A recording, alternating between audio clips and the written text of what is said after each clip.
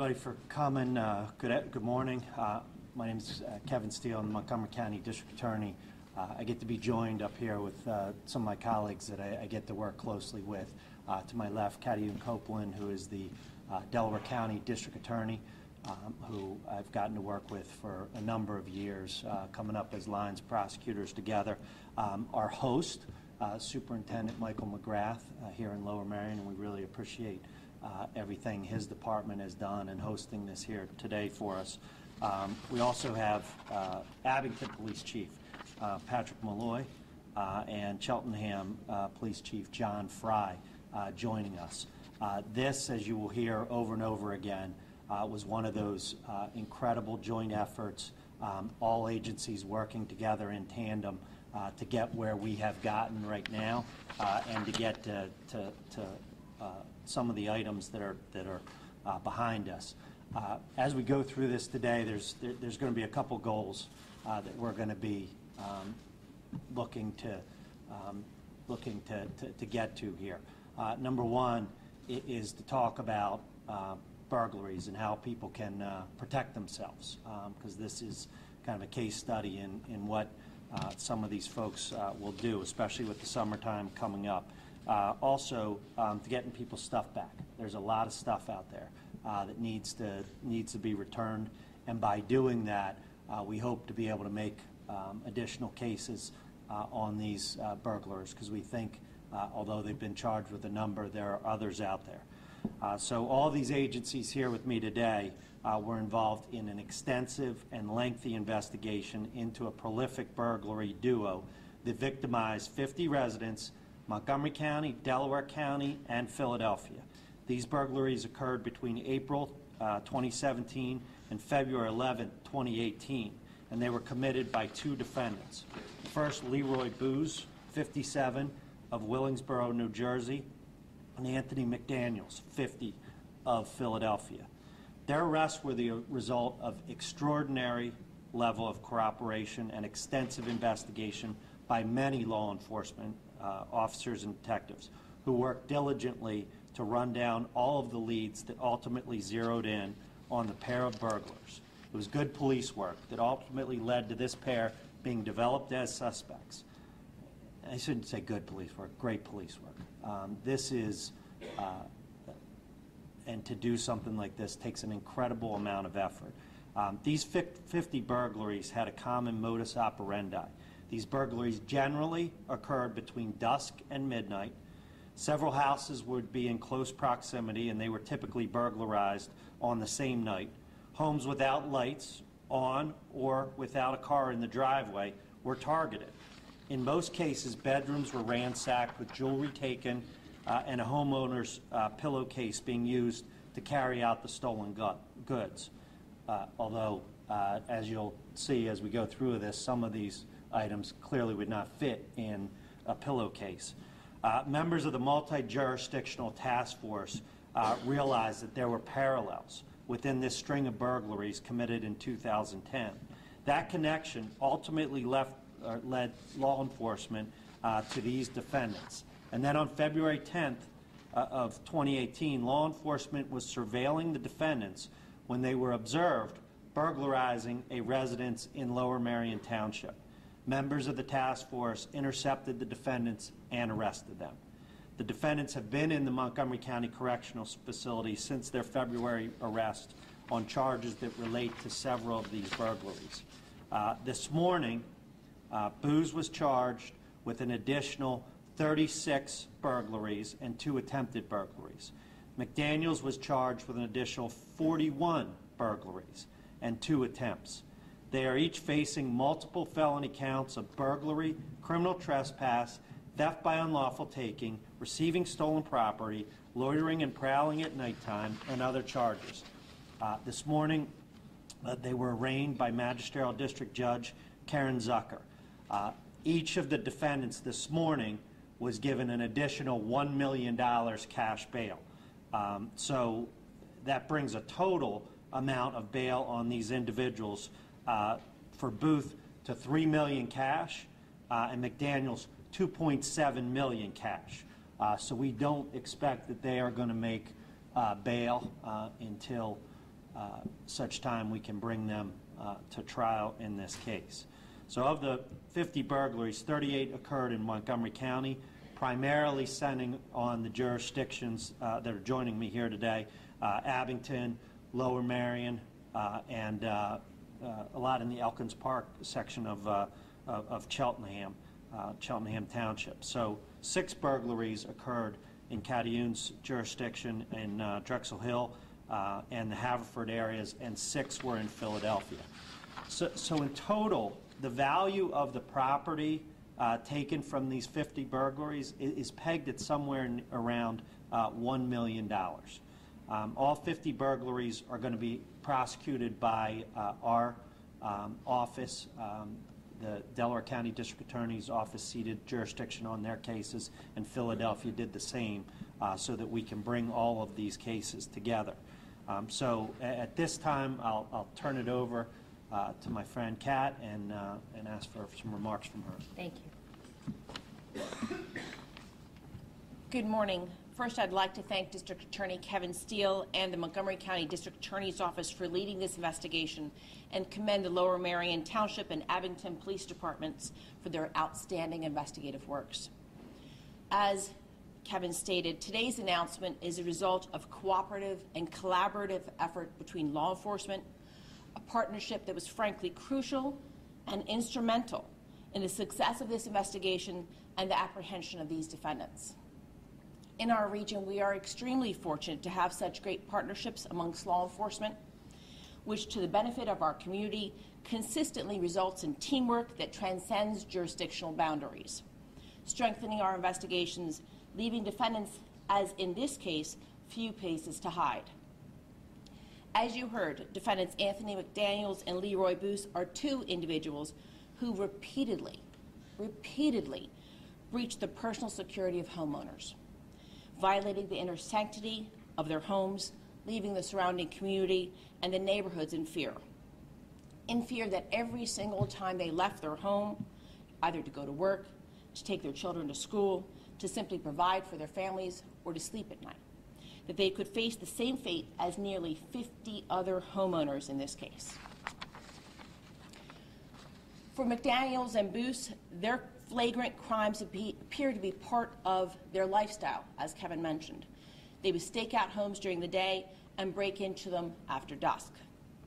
To law-abiding citizens and to our respective communities, these crimes are every homeowner's worst nightmare. Residents deserve to feel safe in their homes. The knowledge that somehow somebody has invaded the sanctity of their residence and their community creates a feeling of unease in the very place where they should feel, frankly, most secure. Additionally, by stealing personal documents, these defendants infringed upon the personal security of homeowners, jeopardizing and, in some cases, potentially permanently damaging the financial well-being and confidence of many residents, causing irrevocable damage. In addition to brazenly invading people's residences, these individuals had the audacity to steal items of sentimental values. You can tell by looking at the items behind us that several of these items appear to be family heirlooms, collectibles, creating further victimization and trauma of our family. Their theft and their behavior transcends greed. It's just downright deplorable. As a result of the outstanding investigative work by these individuals who stand here with us today, and many police departments who worked hand in hand with us, many of these items will be returned to the rightful owners, and residents can rest a little bit easier knowing that these defendants are now in custody. All right. So I want to next turn to the task force efforts. It was truly a stellar effort that was put into this, and working hard to make this connection back to 2010 and the burglary strings. So I'm here to provide some more details on that is Chief Moore. Thank you, Mr. Steele. Good morning. Since April of 2017, as you heard before, in Philadelphia, Montgomery, and Delaware counties, each of those counties investigated 50 burglaries. This was a multi-jurisdictional trend that indicated a common plan, scheme, and design. That MO, if you will, generally consisted of these individuals targeting homes that were dark, where there was no cars parked in the driveway. Oftentimes there was mail left in the mailbox.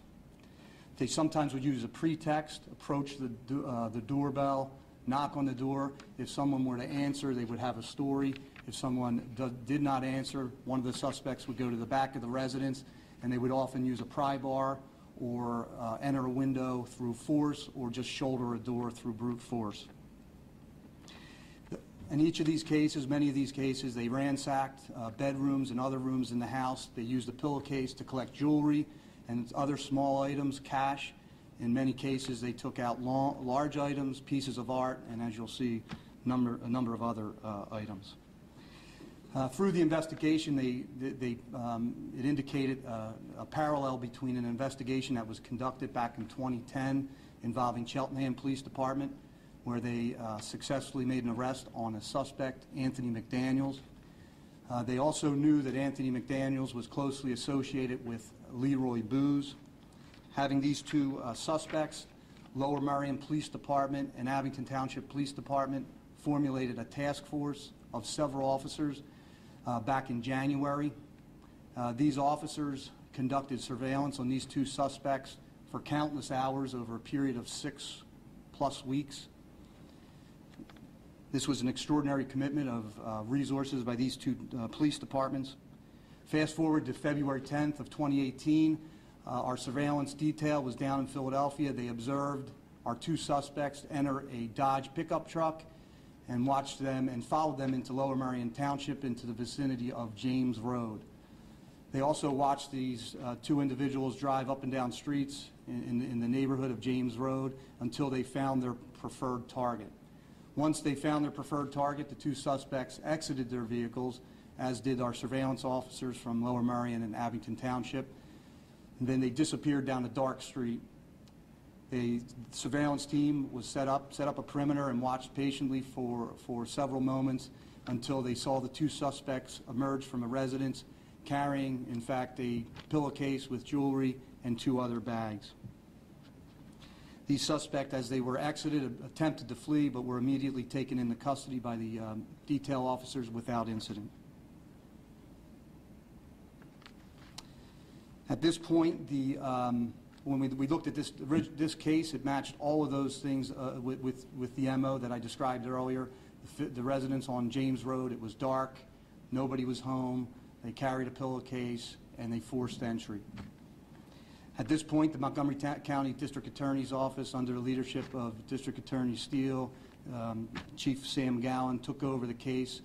There were several search warrants that were prepared and executed across the 3 counties, and they included residents, private homes, a box truck, and also these private company, these storage businesses.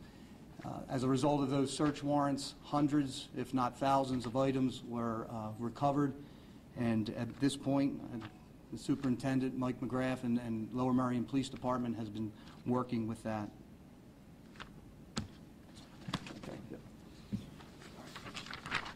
So, as Patrick touched on and outlined, some of this, the stolen jewelry, the coin collections, G.I. Joe collectibles, artwork, antiques, clocks, other items were sold for cash, but thousands more were found during the execution of those search warrants that he touched on at the residence of these individuals, a relative's apartment, multiple rented storage facilities, and in a truck and another vehicle. As you can imagine, and I think you're getting a flavor of the incredible effort of the surveillance teams and the work that went into finding these individuals, that does not stop. And there has been a huge undertaking here by the officers from Lower Merion and Abington Police Departments of identifying, of recording, of photographing, and cataloging all of these stolen items, and then trying to link them back to the specific homes. So Superintendent McGrath will talk about that at this point and some of those efforts that have gone into it. Morning. As noted, as a result of this investigation, a great deal of property and evidence has been collected. So I'll give you a brief glimpse into those efforts. Abington, Lower Merion, and Cheltenham's Police Department spent 3 days collecting evidence from 3 storage containers, 3 residences, a box truck, and a storage unit. Thousands upon thousands of pieces of evidence were collected. Between Lower Merion and Abington, 3 U-Haul trucks had to be utilized to transport most of the evidence. This evidence, as the district attorney just noted, was sorted, categorized, and photographed. In terms of just our police department, it took 11 days with a minimum of 6 officers a day assigned to accomplish this task, well over 600 hours of personnel time. Moving forward, there'll be 1 detective in the Lower Merion Police Department assigned to interact with the victims who will be contacting us in reference to getting their property back. And the district attorney will be talking about how that process will unfold. All right, so all of these photographs and descriptions of evidence recovered from the investigation have been aggregated, or many of them have been aggregated in a website. So here's where we're encouraging people from throughout the Philadelphia region who have been victims of a burglary or a robbery to review this website to see if their stolen property is among the evidence.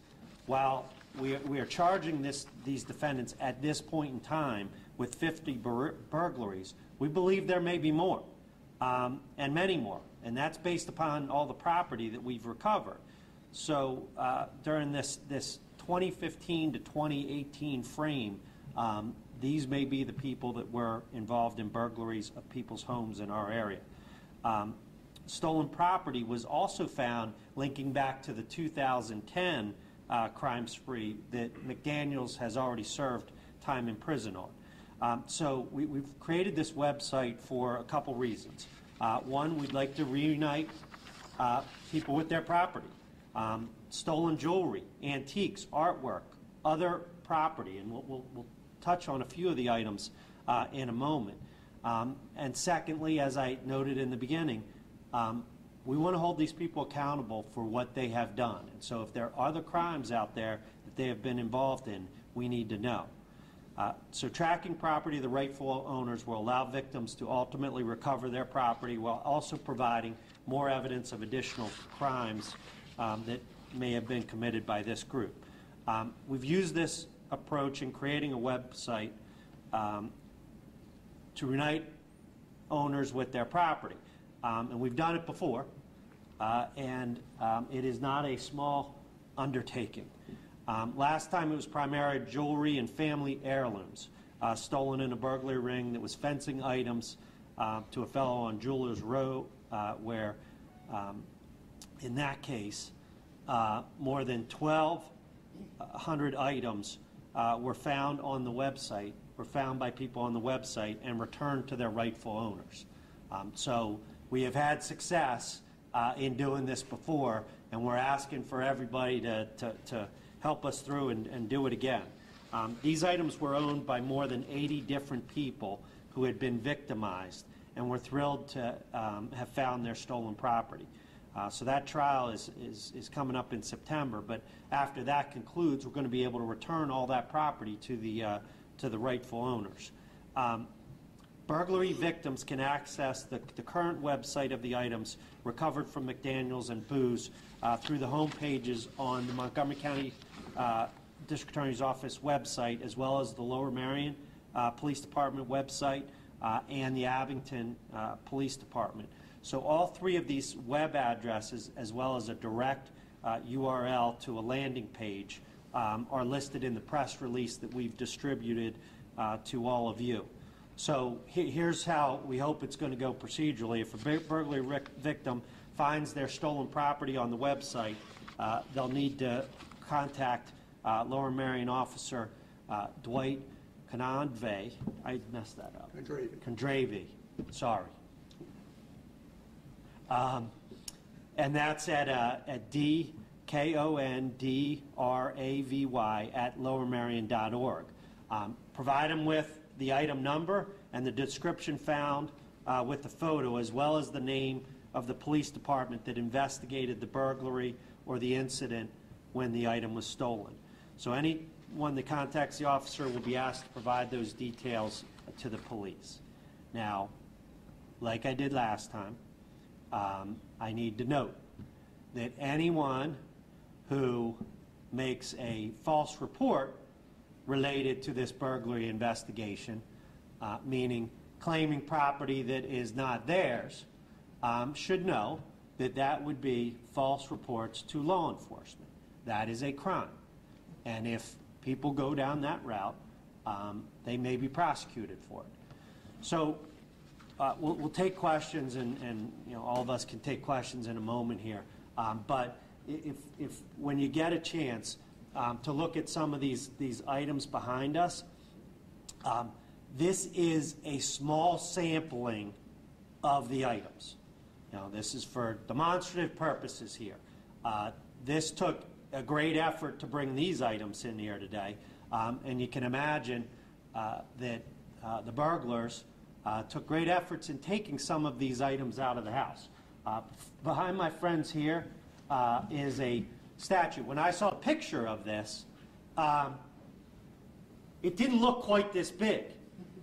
So you have items that somebody is missing from their homes, and so please let us hear about. There are lots of instruments, and you see some of these placed on the ground here. Taxidermy.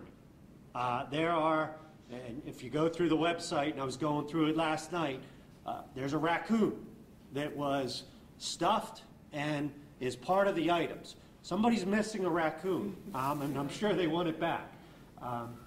It's not going into my trash can, so I appreciate that. And then, if you look at some of the other items that you see here, so there's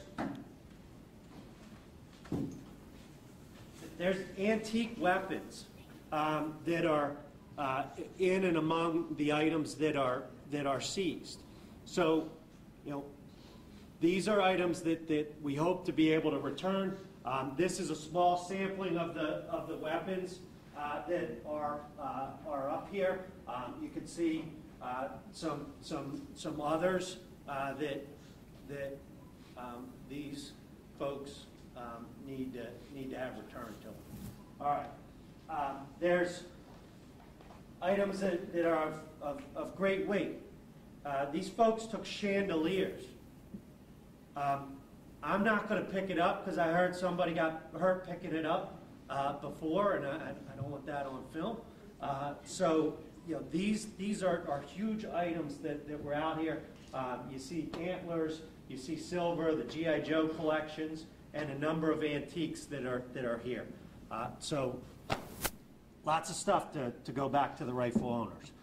So, time for questions. I think you guys did a good job explaining how this all went down. I just want to be clear, some of this stuff might be from 2010. It could be.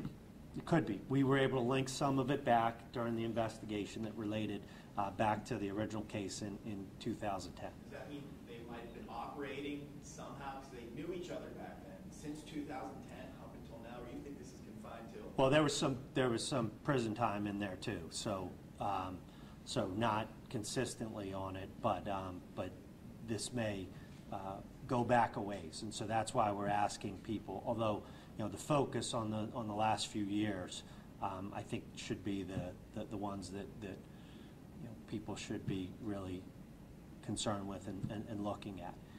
And look, this, for the most part, all of these cases are burglaries that happened, as I noted, when people weren't home. Things that people should be thinking about as kids are getting out of school and summertime, you know, is around. You know, people going on vacation, mail piling up. Right, that's an indication that nobody's home. Newspapers outside the house, indication that nobody's home. Lights not on, cars not in the driveway. All things that people should consider so that they are not targets of people that would burglarize them. So things to think about, for the future and going forward, because these how these guys operated. Now, I'll note, in one of the burglaries that is outlined in this, a grandmother was watching a home for her grandchildren, or granddaughter, and she was woken up by these individuals in the house.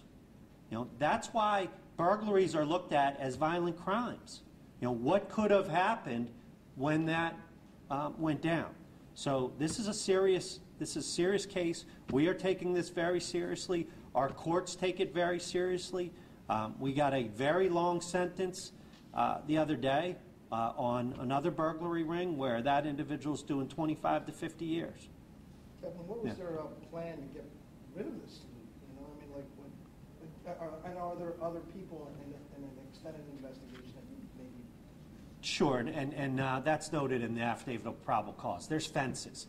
And we did a lot of work on the phones on this to identify different people that items may be going through. And as you all know, these investigations don't stop.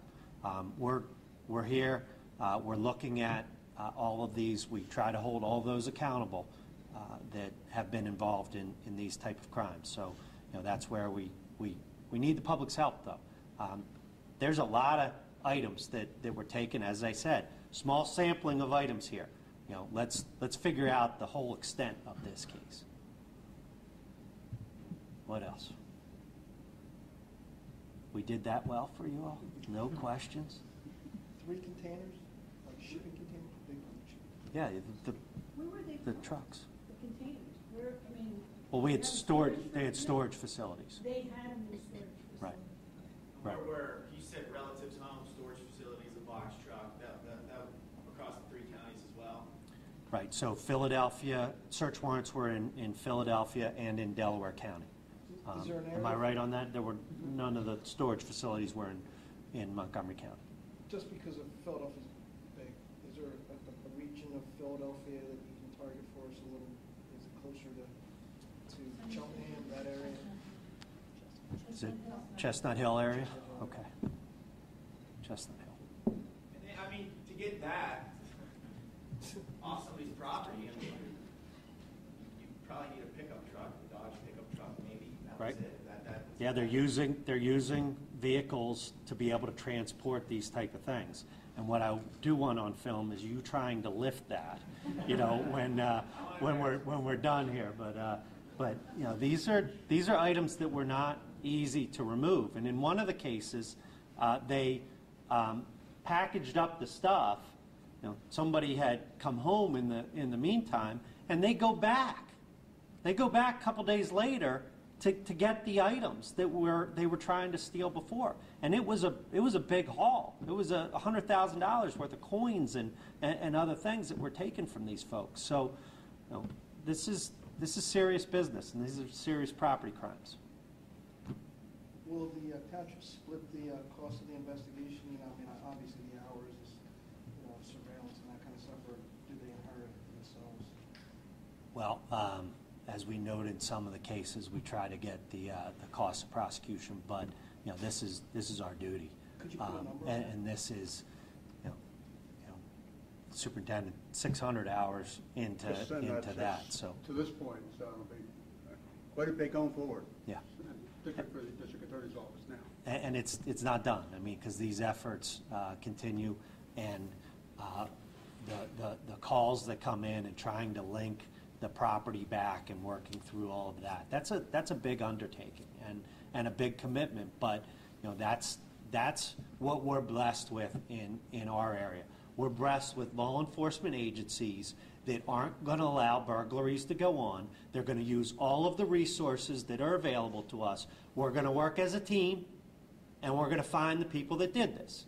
And then we're going to try to get property back to people, and we're going to try to discourage others from coming in and do this. Because when you get caught, you're going to go to jail for a long, long time. And so hopefully these folks won't have another opportunity to commit any more burglaries in their lifetime. Was there ever any video, surveillance video that was like you could see them running across the driveway or anything like that? I didn't note that we had that in the How's case. that? So that would be great, and if any of these items, and if somebody could have that on video when they were removing the statue, we'd be appreciative. It seems like there's more than just two guys. I mean, Well, how do you describe it? there's other people that were involved, but there's also calls in the affidavit where one guy would go and do the burglary, and it was too much for him to handle and to take, so he got the other guy to come and help him. You know, so, and we worked this case from electronic standpoint too, and we're able to establish people being, or these two being at these locations, and we were also able to establish them taking photographs of items and sending it to each other. So that is what we call evidence, and it's going to be important for us in any upcoming trial that may take place, unless, of course, they want to accept responsibility for everything they've done. All right. Thanks, everybody.